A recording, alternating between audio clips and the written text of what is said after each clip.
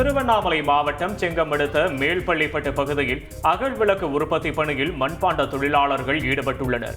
எனினும் கைகளால் செய்யப்படும் அகல் விளக்கிற்கு முன்பு அதிக வரவேற்பு இருந்த நிலையில் தற்போது அச்சு இயந்திரம் மூலம் செய்யப்படும் அகல் விளக்குகள் மீது பொதுமக்களுக்கு ஆர்வம் உள்ளதால் அகல் விளக்கு உற்பத்தி பணிகள் மந்த நிலையில் உள்ளதாக மண்பாண்ட தொழிலாளர்கள் வேதனை தெரிவித்தனர்.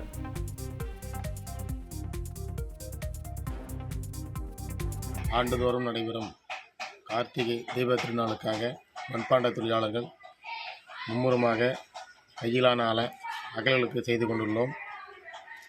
எங்களுடைய கையிலான அகல்விளக்கு உற்பத்தி இந்த ஆண்டு குறைந்ததால் உள்ளது. காரணம் கேட்டிங்கன்னா, நம்ம அச்சுகளுடைய வரவு அதிகமாகிடுச்சு.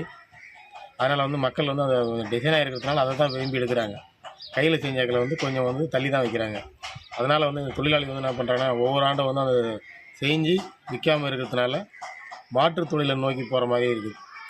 இதை திருப்பணம் சரி பண்ணணுன்னாக்க அரசாங்கம் அந்த அச்சியக்கல் இயந்திரத்தை எங்களுக்கு இலவசமாக வழங்கி அதுக்கு ஒரு தொழிற்கூடம் அமைத்து கொடுத்து அதை ட்ரைனிங் பண்ணி திருப்பணம் அந்த தொழில் புத்துயிர் பெறணும்னா இது அரசாங்கத்துடைய ஒத்துழைப்பால் மட்டுமே முடியுன்றதை இதன் மூலம் அரசாங்கம் தெரிவிச்சுக்கிறோம். மதுரை புதுராமநாதபுரம் சாலையில் உள்ள பனையூர் பிரதான கால்வாயில் பசுமாடு ஒன்று எதிர்பாராத விதமாக தவறி விழுந்ததால் பெரும் பரபரப்பு நிலவியது. கால்வாயில் தத்தளித்துக் கொண்டிருந்த பசுமாட்டை தீயணைப்பு வீரர்கள் கயிறு கட்டி பத்திரமாக உயிருடன் மீட்டனர். பசுவின் உயிரை காத்த தீயணைப்பு வீரர்களுக்கு பொதுமக்கள் நன்றி தெரிவித்தனர். மாடுகள் சாலையில் திரிவதால் வாகனங்களுக்கு மிரண்டு கால்வாயில் விழுவது தொடர்கதையாகியுள்ளது என்றும் அக்கம்பக்கத்தினர் குற்றஞ்சாட்டியுள்ளனர். மாநகராட்சி நிர்வாகம் உடனடியாக மாட்டின் உரிமையாளர்கள் மீது நடவடிக்கை எடுக்க வேண்டும் என்று பொதுமக்கள் கோரிக்கை விடுத்தனர்.